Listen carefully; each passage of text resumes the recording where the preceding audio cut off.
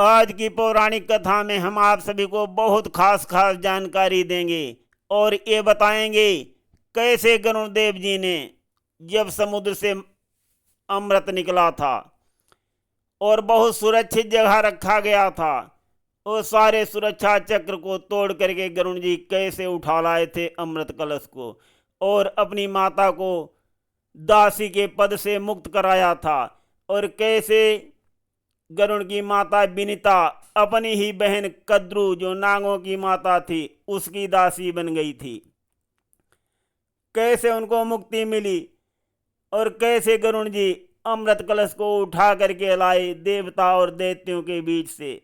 सुनिए कथा में सारा हाल। कथा विस्तार पूर्वक। जब समुद्र मंथन हो चुका, 14 रत्नों के साथ साथ अमृत भी निकला, देवता और दानव दोनों बहुत ही खुश हुए, और खुश भी क्यों न हो, जिसको अमृत मिल जाए वो खुश क्यों नहीं होगा। और अमृत के साथ साथ तो 14 रत्न और भी निकले थे, और अमृत निकलने के बाद देवता और दैत्य में हिस्सा बांट तो होना ही था, इसलिए उसको बहुत सुरक्षित स्थान पर रखा गया, और बहुत ही उसकी सुरक्षा जो है चकाचौबंद कर दी गई। परंतु गरुड़ जी वहां से भी उस अमृत कलश को सबसे पहले उठा करके लाए थे, सारा सुरक्षा चक्र तोड़ करके। कैसे उठाया था गरुड़ देव जी ने, और भला जहां नारायण स्वयं हो वो भी सुरक्षा चक्र टूट जाए तो साथियों, जब भगवान की इच्छा होती है तब सब कुछ हो जाता है। ये स्वयं नारायण हरि की इच्छा थी कि गरुड़ देव जो है अमृत कलश को ले जाएं, इसीलिए उन्होंने रखवाया भी था खास करके, और उसके बाद ही वो मोहिनी रूप धारण करके देवताओं को अमृत पिलाएंगे और दैत्यों को नहीं। अब आगे की कथा सुनो। कद्रू और विनिता दोनों आपस में बहनें थी, और प्रजापति दक्ष महाराज जी की पुत्री थी, और दोनों का विवाह कश्यप ऋषि के साथ हुआ था। कद्रू ने अपने पति से वरदान मांगा कि हमको 1000 पुत्र चाहिए, हमें वरदान दो। तो कद्रू ने 1000 नांगों को जन्म दिया, जिसके चलते वो नांग माता कहलाईं, और उनका सबसे जो बड़ा पुत्र था वो शेष नांग जी थे, जो क्षीर सागर में भगवान की सैया बने थे। और दूसरे पुत्र जो थे वो वासुकी जी थे, जिन्होंने समुद्र मंथन करा करके अहम भूमिका निभाई थी और बहुत श्रेय अर्जित किया था। नारायण बहुत प्रसन्न हुए थे, और ये जान करके अपने पुत्रों की गाथा कद्रू जो थी वो बहुत ही प्रसन्न थी। परंतु उनकी बहन जो विनिता थी वो उतना खुश नहीं थी। जरूर आपस में बहनें बहनें थीं, परंतु हर जगह ये थोड़ा बहुत जलन का भाव होता ही है, उसी प्रकार से उन दोनों में भी था। बहनें होने के बावजूद उनके बीच लंबे समय से मूक संघर्ष चल रहा था। विनिता ने अपने पति से 2 पुत्र मांगे। उन्होंने कहा मुझे 2 ही पुत्र चाहिए, किंतु मेरे 2 पुत्र कद्रू के 1000 पुत्रों से श्रेष्ठ होना चाहिए। कश्यप ऋषि जी ने कहा कि ठीक है, तुम्हारे 2 पुत्र ही उनके 1000 पुत्रों से श्रेष्ठ होंगे, परंतु तुमको धैर्य रखना पड़ेगा। तो हम यहाँ निम्न रूप से बता रहे हैं साथियों। पहले संतान उत्पत्ति का नियम जो था वो दूसरा था, दूसरा तरीका था। तो विनिता ने 2 अंडे दिए, और बहुत समय हो गया उन अंडों से कुछ भी नहीं निकला, वो अंडे फूटे ही नहीं, और विनिता का धैर्य जो है वो समाप्त हो गया। तो उसने क्या किया, एक अंडे को फोड़ दिया, और जब देखा तब उसमें लाल लाल आभाएं सी दिख रही थी। धड़ जो है वो बन चुका था, परंतु पूर्ण रूप से विकसित नहीं हो पाया था। और नरभूण ने श्राप दे दिया विनिता को, अपनी माता को, और बोला तुमने धैर्य त्याग कर समय से पहले अंडा फोड़ दिया है, और मेरा जो है भूण बर्बाद कर दिया है। शीघ्र ही तुम अपनी बहन कद्रू की दासी बन जाओगी और तुम्हारी दास्ता तभी समाप्त होगी जब तुम ठीक समय पर दूसरे अंडे को फोड़ोगी। विनीता बहुत दुखी हुई। उसके बाद बहुत समय बीत गया किंतु दूसरा अंडा हिला तक नहीं। उसमें जीवन जैसा कोई संकेत भी नहीं दिखाई पड़ रहा था और विनीता बैठी बैठी इंतजार कर रही थी और उसके आंखों से भी आंसू निकल रहे थे। तभी कद्रू वहां आई और अपनी बहन विनीता के आंसू पोंछे और बोली कि तुमने समुद्र मंथन के बारे में तो सुना है और सबको तुम जानती हो कि मेरे बासुक ने कितना अच्छा काम किया है, सबका भला कर दिया है। बहुत खुश होकर के पुनः बोली तो विनीता कहने लगी, हाँ सुना तो मैंने भी है, उसने बहुत भला कार्य किया है।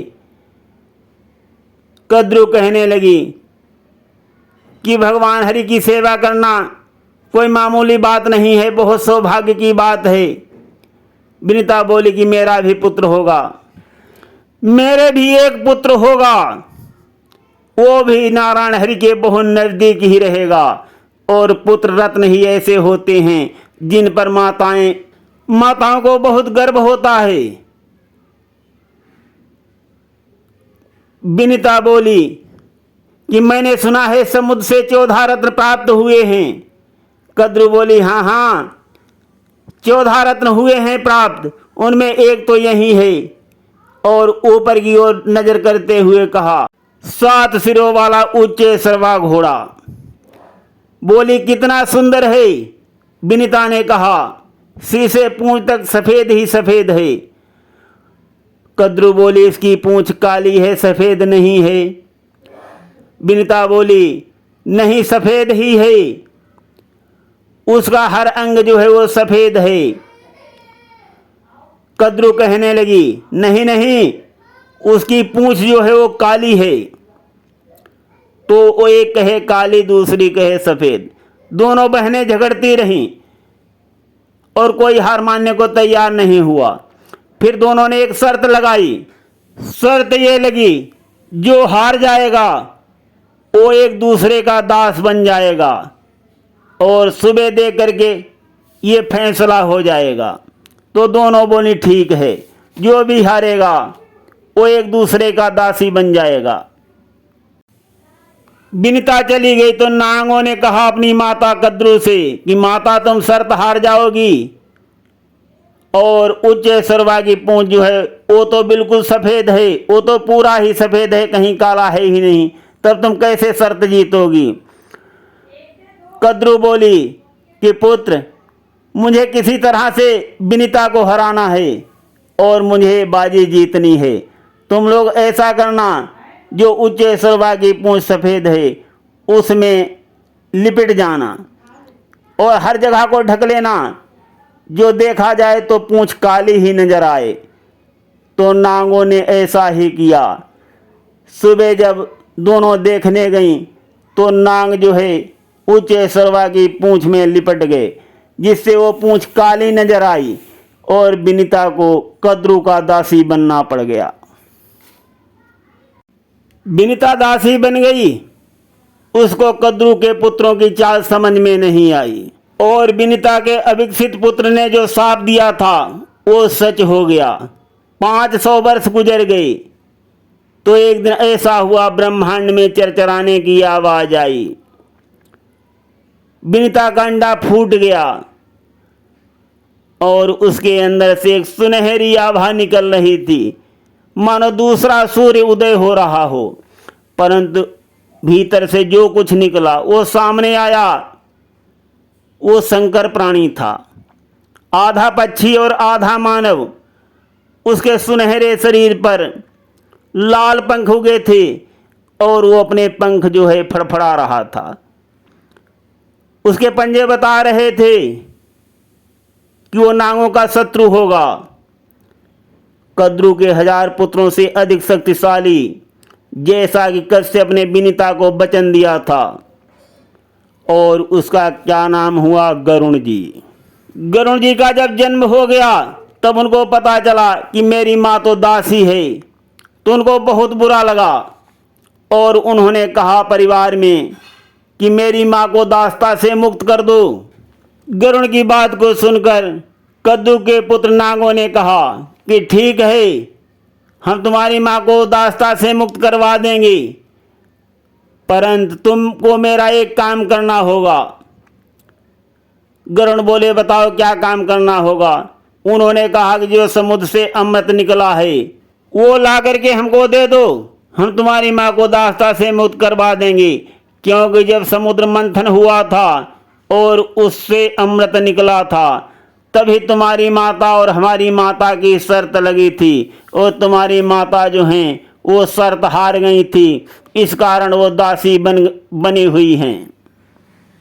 नागों की बात को सुनकर गरुड़ ने शर्त स्वीकार कर ली, कहा कि ठीक है, हम वो अमृत ले आएंगे।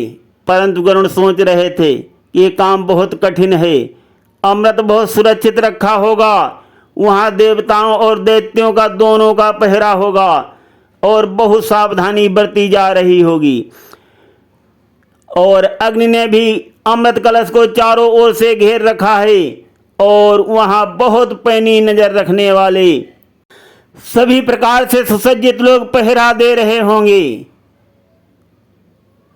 और दो भयानक सर्प भी उसकी रक्षा कर रहे हैं। गरुड़ जी सब कुछ जानते हैं और यही सोच करके उनको हंसी आ गई।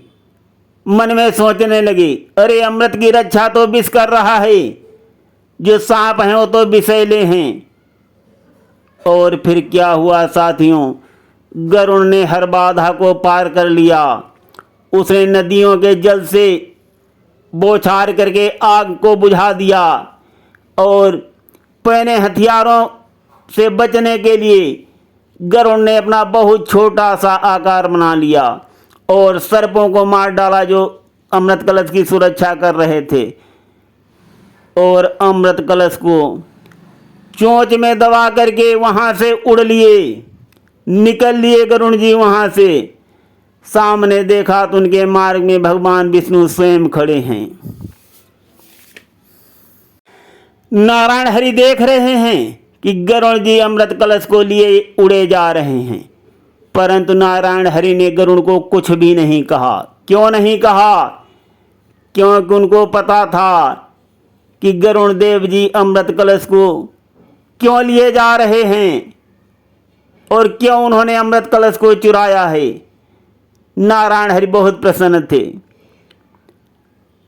वो जानते थे कि गरुड़ ने उसको चखा नहीं है अमृत को, नहीं तो चुराने वाला सोचता कि लाओ अमृत को मैं चख लूँ पहले, किंतु गरुड़ ने टच भी नहीं किया है अमृत को, केवल अमृत कलश को चुराए लिए जा रहे हैं। नारायण हरि साइड हो गए और उन्होंने गरुड़ को वरदान भी दे दिया, जाओ तुम्हें कार्य में सफलता मिले। और उसके बाद देवराज सामने आ गए।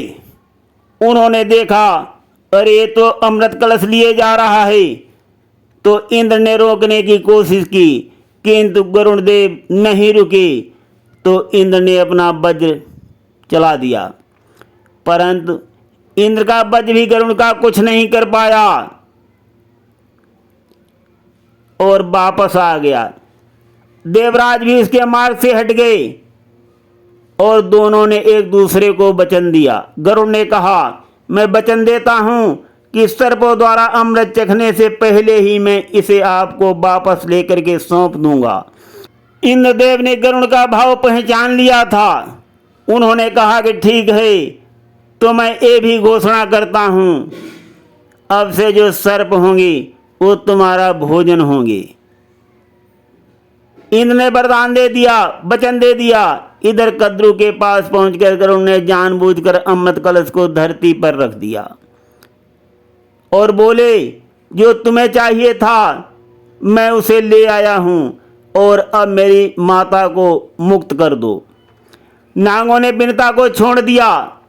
फिर उन्होंने जैसे ही अमृत की ओर रेंगना शुरू किया, इंद्र भगवान पीछे पीछे ही आ रहे थे और उन्होंने झपट्टा मार करके कलश को उठा लिया और उसको लेकर के आसमान में अंतर्ध्यान हो गई और इस भगदड़ में अमृत की कुछ बूंदें घास पर गिर गई थी साथियों। वही सुबह सुबह अभी तक जो ओस बन के गिरती है और मोती जैसा चमकती है, नाग वही अमृत के चक्कर में उसको चाटना शुरू कर दिया नागों ने, और घास के बदले वो कुश को चाटने लगी। और कुश जो होते हैं उनका जो सिरा होता है वो नुकीला होता है, इसी कारण जो नागों की जीभ है वो बीच से दो हिस्सों में बट गई। तो नागों की कभी भी आप देख लो, उनकी जीभ होती है वो चिरी हुई होती है, दो भाग होते हैं। हर सर्प की जीभ कांटेदार होती है। उन्होंने थोड़ा अमृत भी चख लिया था, इसीलिए नागों में कभी कभी क्या होता है, कुछ अमरता का भी अंश है और वो अपने पुराने शरीर को त्यागते हैं तो उनकी केचुली उतर आती है और उनकी उसी जगह पर त्वचा नई विकसित हो जाती है। और इधर क्या हुआ, जब नागों के पास से अमृत चला गया, कद्रू जो है विनीता पर बहुत गुस्सा हो गई, बहुत क्रोधित होने लगी। बोली, तुम्हारे पुत्र ने हमारे पुत्रों के साथ छल किया है। जैसे पहले हमारी बहनें जो थीं, दिति और अदिति, उनमें भी आपस में प्रेम नहीं था।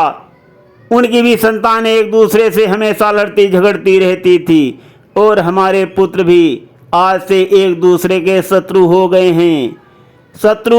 हैं। कद्रू ने ताना मारते हुए कहा कि मेरा पुत्र वासुकी जो है वो श्री हरि के काम में आया और मेरा दूसरा पुत्र शेषनाग है जो उन्हें क्षीर सागर में ले जाता है और नारायण उसकी सैया पर सोते भी हैं। तभी गरुड़ ने कहा, मैं भी विष्णु को ले जा सकूंगा, मुझे उन्होंने वरदान दिया है। ये सुनकर के विनीता जो है गरुड़ की माता बहुत खुशी से उछल पड़ी और बोली, कैसा वरदान? गरुड़ जी बोले, नारायण हरि ने मुझे अपना वाहन बनाया है। ये देख सुनकर के कद्रू और विनीता दोनों एक दूसरे को झांकते रह गए। साथियों, इस कथा से हमें बहुत सीख मिलती है। अगर हमारे माँ बाप गलतियाँ करते हैं उसका फल संतानों को अवश्य भुगतना पड़ता है। अब देखो यहाँ पर विनीता और कद्रू जो आपस में बहनें ही थी, उनकी आपसी घृणा और जलन ने संतानों के बीच कितनी बड़ी फूट डलवा दिया और दोनों एक दूसरे के शत्रु बन गए। एक जगह नहीं, बहुत जगह ऐसा उदाहरण हम सबको मिलता है जो हमारे लिए सबक है और हमें ये गलतियां दोहराना नहीं चाहिए। सुनते रहिए गिरीश आध्यात्मिक में पौराणिक और आध्यात्मिक कथाएं। धन्यवाद।